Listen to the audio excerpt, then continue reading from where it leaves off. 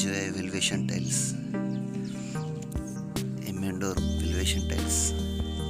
इसका साइज आके 10x15।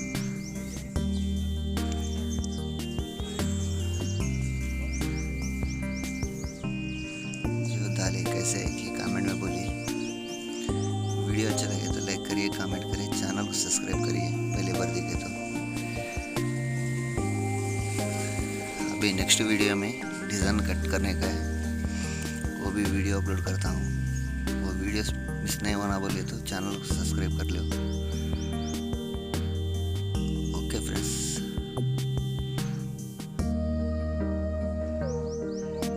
Thank you for watching.